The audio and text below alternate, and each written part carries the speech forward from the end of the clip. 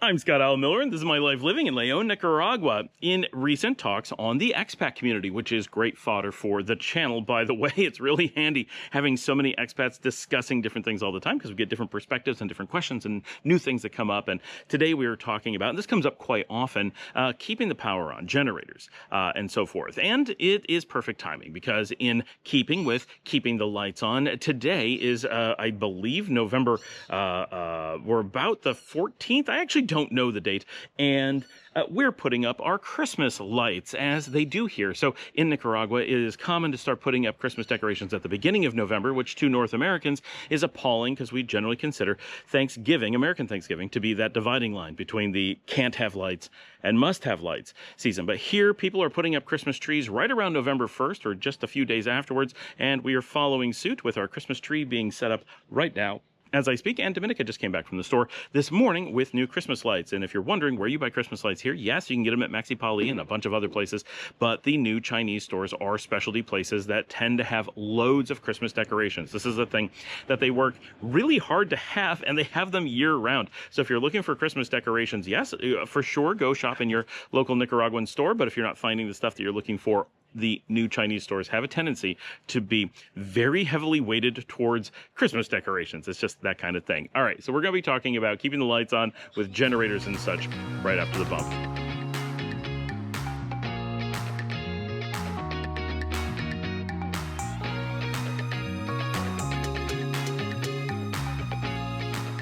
So the thing that I find surprising is talking to a lot of expats, primarily people coming from North America, of course, as most expats here in Nicaragua are from Canada, primarily in the US second, and everyone else is a pretty small percentage after those two groups. But coming from North America, I've known extremely few people who have lived and had generators. And I grew up in New York, and I spent a lot of my life living in Texas. And so very different regions, very different weather, very different needs in general. But one thing that was common is that our power infrastructure was garbage. We'd have rolling blackouts, we'd have outages of up to 2 weeks at a time, and in both locations, outages very often happened for different reasons during the winter. So in New York, we would tend to have dramatic ice storms that would take down poles, rip trees down over power lines, all kinds of things, and cause physical infrastructure damage on just crazy levels. And so losing power during severe snowstorms, or especially during ice storms, was very common. There's very little they could do about that short of burying power lines underground, which I honestly don't know why they don't do, but I'm not a power engineer. I do know you get seepage when you put them underground, and they're much harder to maintain. That must be why. But it seems like it would be worth it given the infrastructure problems and just how ugly power lines are. I really wish Central America would put more lines in the ground than they do, but I wish everyone did. In Texas, we have a different problem. In really deep winter, there tends to be a struggle to produce as much power combined with more power being drawn, and we run into issues where the grid fails. So those are kind of the driving factors. Of course, on any given day, you could have a transformer blow or something like that that's somewhat random. It could happen anywhere. But because of these things, in both parts of the U.S. that I grew up in or lived in, we're used to dramatic power outages. And those outages, because of those weather conditions that they're commonly associated with. Of course, sometimes you'd have the power out in the heat of summer and you'd be all upset because there's no air conditioning, but generally pretty minor deal. But during winter in New York, we would have the risk of people actually freezing to death or your houses becoming so cold as to be super problematic. We would actually have issues from time to time. I'd never had these issues, but I know people who did, who would have things happen like their toilets would actually freeze solid and you would be unable to run water in your house and use sanitation because you couldn't keep the house warm enough to have the water flowing. Now, a lot of people solve this by going to old-fashioned mechanisms like having fireplaces or furnaces in their house. As a child, we had a wood-burning furnace all throughout my childhood, so we were always able to heat the house using natural wood. And of course, New York is loaded with wood, so you could get wood from anywhere. It's very, very simple and very pragmatic approach to keeping the house warm. It worked really well. So most of us did that, but if you had a slightly more modern house and didn't have some kind of furnace, if you got those really cold snaps and lost power, the possibility of your water freezing and not being available was real. But mostly the houses are very well insulated in New York, so it didn't happen too much. In Texas, we have a slightly different problem. You're very rarely going to freeze to death, even in northern Texas like Dallas, where you do get snow, you do get ice.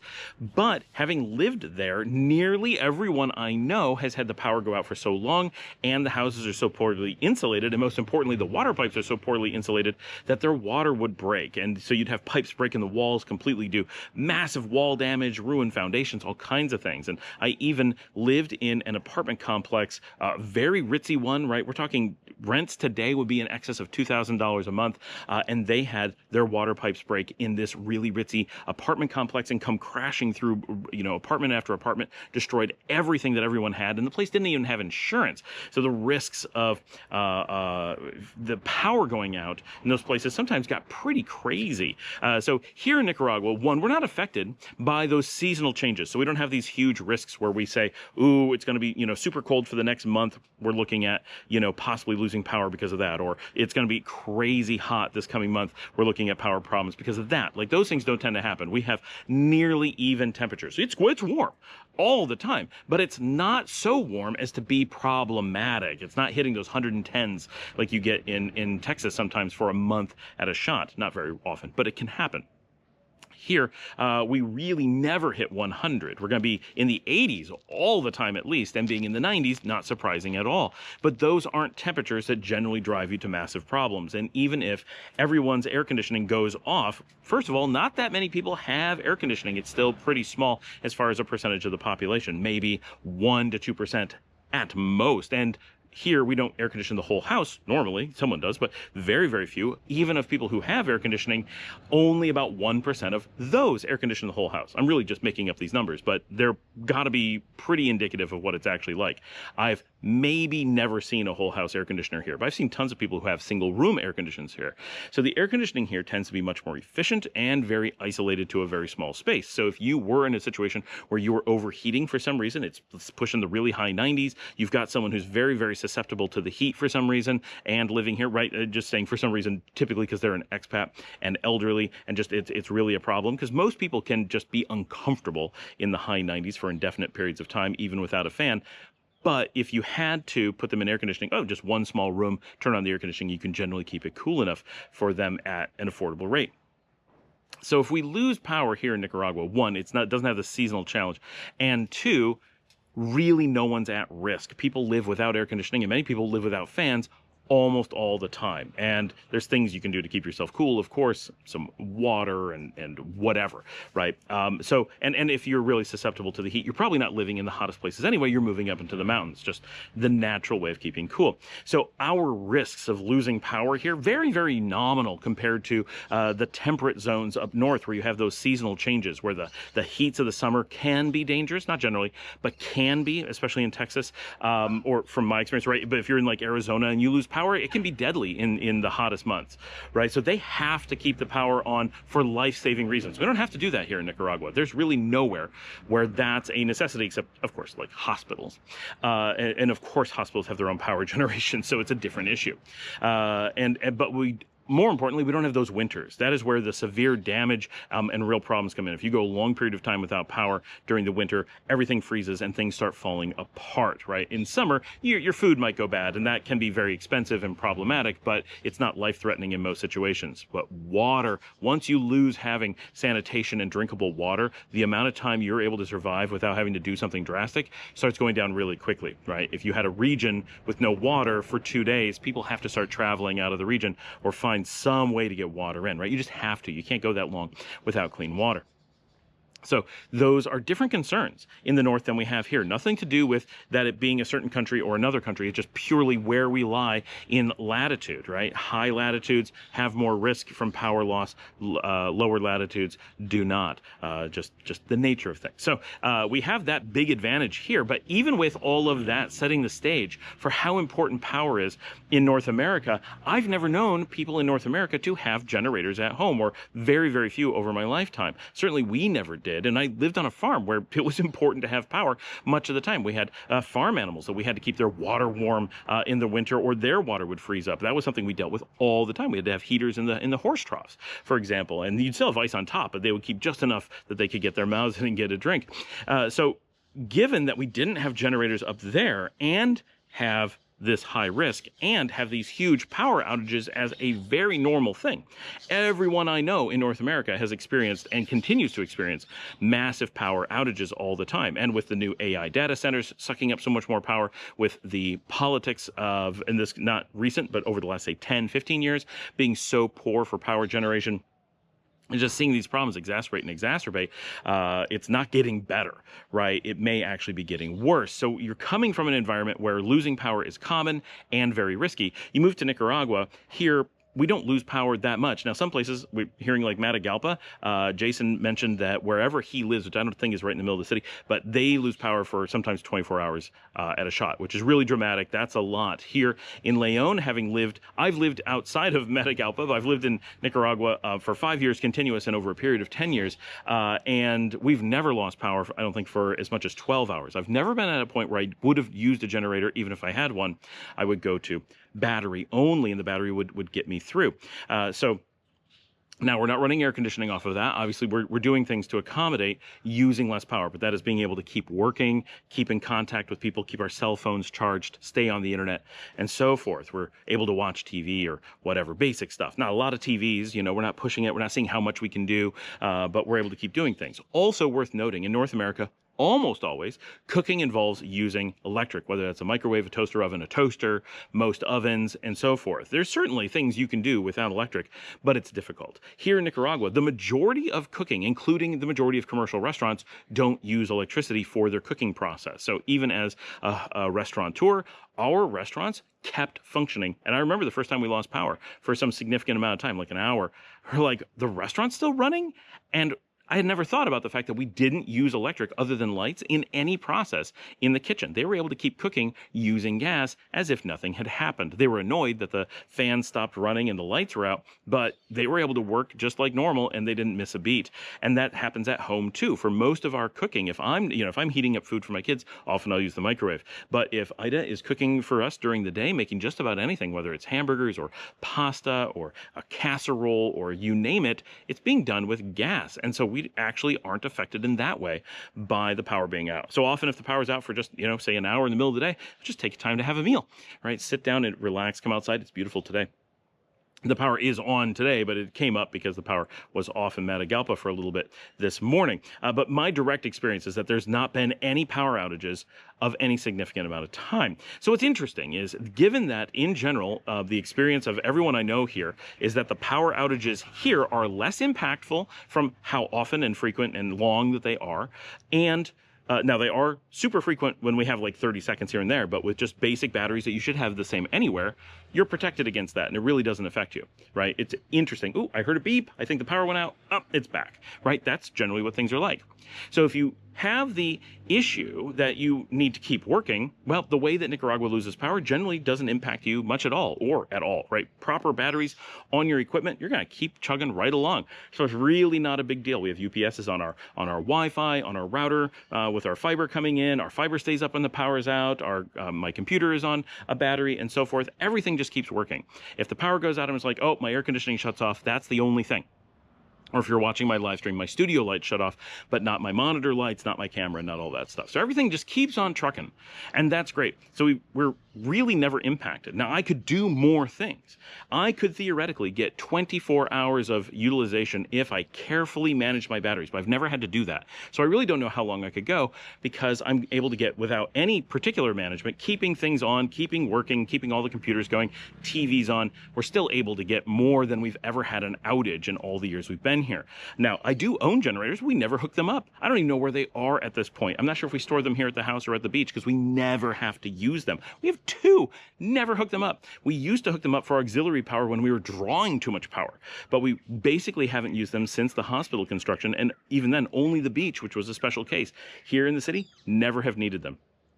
So what's interesting is, given that we don't have outages that really impact us, and we don't have the dangers that come like having losing power in North America, that basically you're always going to be safe. It's conveniences that are lost, the inability to work that is lost, the inability to keep playing video games that might be lost. Those things could impact your lifestyle, but they're not going to put your life in danger.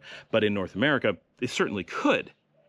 So if people aren't buying generators in North America, what's interesting is so many expats, like an unbelievable, maybe higher than 50%, almost none of whom would ever have considered having a generator when it was far more accessible and more important, are super concerned about having one here. I can't figure out what it is. The only thing I can guess is either one, the Nicaragua effect, the same thing where you simply assume that having a business is going to be easy and that you can just invest and have magic money. Like we say, there's these weird things that happen when people come to Nicaragua. They suddenly have this imagination that money grows on trees, even though the country's super poor, and they think somehow you can just generate all this income, which is unbelievably unlikely.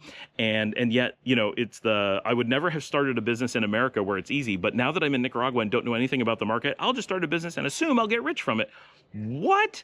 Weird. But the same thing I think is happening with generators, that people just somehow imagine, well, everything's cheap and easy, so I'm going to do these things I would never have done. And nothing wrong with that. Get a generator, sure, but it's a little bit weird. Now, ours runs on both compressed gas and on regular gas, right? Like petrol. So we have a lot of flexibility. That's a neat feature. Look for that.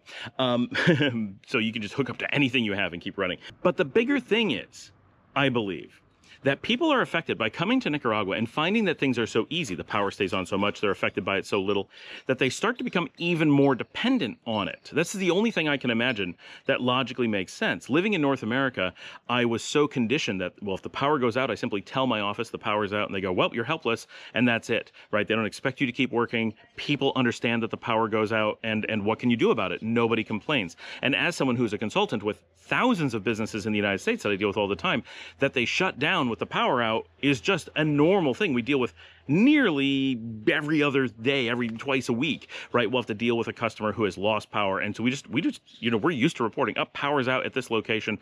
Okay, right. We'll keep an eye on it to see how long it's down. And that's about it, right? We'll talk to the site and be like, hey, yeah, send everyone home. What are you going to do? Right. So this is a normal thing that people are used to, and you just accept that the power's out and everything shuts down. But somehow I think Nicaragua provides so much reliability that people start to forget that you can just shut down and stop doing things if the power really was out for that amount of time, even though it never is. And so because we offer a better situation, people expect an even better situation, or want an even better situation. They've tasted what it's like to never lose power, and they want to have a generator sitting by so that they know they will never, ever, ever have to go without even air conditioning, I guess. I don't know if that's really what's doing it, but it's the only thing I can hypothesize other than the general Nicaragua makes people lose their minds and imagine all kinds of weird things, like the business thing that we talked about, and the why people suddenly would never have bought a house sight unseen anywhere else in the world, but when coming to Nicaragua suddenly think that makes sense, even though it's the last thing that makes sense you could possibly imagine. Such an unbelievable percentage of expats have that sudden vision that they want to do that. I can only imagine that there's a tie in here. So somehow, something is making people want and be interested in generators and Starlink and all kinds of like really fringe things that are very, very rare, right? I know tons of expats here. I know maybe one or two who use Starlink because they live in jungle areas or work in jungle areas and are truly off grid. And I know essentially no one who has a need for a generator. I know several who have them and never turn them on, all because we had the same effect, right? Oh, we must need to have generators, right? And now we did have them for the hotel back when there was worse power issues and the hotel needs them for different reasons. So we do have them, but we never hook them up. We never need them. And I don't think you will either. But it's an interesting thing to, one, step back and say, oh, I need to understand what the power is like. Is this something I really need? And two, I haven't needed it in the past when I should have needed it more. Why do I feel the need when I'm solving part of the problem to solve even more?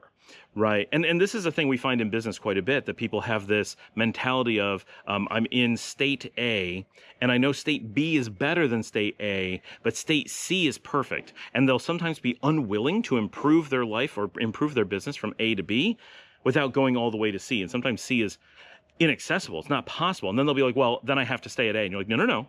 If B is better, you move to B. You never use the inability to get to C as a reason to avoid going to B. If you can get to C, by all means do so. But it doesn't make sense if you've been okay at A and have an opportunity to go to B to evaluate if C would ever influence you not to bother going to B. It's literally a form of insanity, but it's something that it's an illogical decision-making thing that happens to people quite a bit. And it's something to watch out for. You want to take your improvements where they can get, recognize them as improving, and what happens, I think, is people say, well, it's not going to be perfect. I can't go 100% of the time without the power going out, which really doesn't make sense. It emotionally sometimes catches us, but we really want to just find that improvement. And yes, if we can continue to improve, continue to do so, but don't worry about things that if you're okay with A, and B is better, don't worry that B isn't C. That doesn't make any logical sense. You weren't worried when it was worse. You won't be worried when it's better. Let it get better and then gauge if there's a reason why you want to improve it even more. So I wouldn't be worried about, one, in general, we don't worry about the power here, right? Most of us, there's the basics that we do, right? There's some things we talk about all the time, and we'll do more videos on these. But yeah, have power surge protectors on everything. Our power's dirty here, so that's something to worry about, right? We're used to really clean power in the US, but less reliable. Here it's pretty reliable, but very dirty. So that's something, those surge protectors matter a whole lot more. Having more things on battery, on UPS, matters a whole lot more. Big UPSs will get you through minor problems and even through the biggest ones that we typically have here. More likely to use laptops, more likely to use low power devices that generate less heat, require less air conditioning, and so forth. Those little things, these little planning things around power, thinking about power, will give you more protection against outages and lower your bills, things that matter here, because our power is on average more expensive than you're probably used to, but not always. We really have to say on average. Everybody always asks me for, well, I want to know what the price is, and that's not a thing that exists here. There is no standard price. A lot of people will post a fake price and say they've got a reason that it has to be true, right? They looked it up somewhere, and that's anyone who tells you that is lying. They either have no knowledge of the market or pulled something false from somewhere, right? It's not how it works. There's not a set price. Here, there is a listed price. It is not the price that you pay, so that doesn't mean anything, right? It's like the price at, I remember JCPenney's, they put one price, but you never pay that price. It's always a sale, right? So understanding that that's not the actual price, it's just used for marketing purposes, right? Same thing. Don't let people market to you. We just don't have that information. Sometimes we get our best information by accepting we can't have all the answers all the time, or we can't have solid numbers, right? Just accepting that is the actual answer. Anything else, sure, it may feel good emotionally, but it's not the answer. Yeah, in general, yeah, lots of people, tons and tons, talk about generators here, and it may be something that makes sense for you. And in many cases, they're not very expensive, so it might be an effective tool. But just be aware that generators tend to be loud. People don't like to use them. They often have an effort to fire up, unless you have some giant unit that's going to fire up automatically. They sometimes take maintenance, and they don't do the same job that a UPS does. You got to have those. UPS is a battery, right? Uninterrupted power supply. You got to have those to protect a lot of your equipment, computers and stuff. If you're going to be working offline or working online, working remotely, you don't want to go offline. So having a battery is critical. You don't really have a choice about that. The generator isn't going to change that decision. It may make it that you need a smaller battery, sure, but then you're working with a loud generator. You got to take time away from work to go turn it on. And what most people find is that because the outages here are so short, that when it goes out, you don't tend to kick on a generator right away. And then once you think it's going longer than it should, over say 5 minutes, then you start saying, well, but is it worth kicking on the generator? I have to go turn it on. It's a pain. I got to flip the house over. Once I do, then the power's probably going to come back on. Then I got to flip it back, and people just don't bother. So what I've noticed is that before people get here, they imagine they'll want a generator without being able to explain why. And even people when they first get here often still do. But once you're here, often you can't come up with a reason why you would have needed it unless you forget to put in the UPS and forget that it's the UPS, not the generator that you need. And once you have one, pretty much all of us discover we never end up using it. I have not used one in 5 years. You probably won't either. Gauge your individual situation, but you can buy them here, but it's just not the big deal that people, it's one of those things that expats imagine matters, but no one can explain why. And I'm not sure either. Thanks for joining me. Like and subscribe. If you'd like to help support the channel, you can buy me a coffee at buymeacoffee.com/Scott Allen Miller. It's like Patreon comes directly to me, and thank you so much. We've had a lot of people ramping up their buying me a coffee, and it is helping to offset the cost here. I really appreciate everyone's donations and time and questions and all that stuff. And speaking of questions, get in those show notes. There's information on how you can send in a video of yourself so you can be on the show. Love it when you guys do that. Also, get in the comments, of course, say hello and ask questions there. As always, get in our WhatsApp group. Everything is in the show notes. When I say the show notes, we mean the show, the individual episode notes down below. Scroll down, expand that dialogue in YouTube, and you can see all that stuff all over social media, how to contact us and all that stuff. And with that, I will see all of you tomorrow.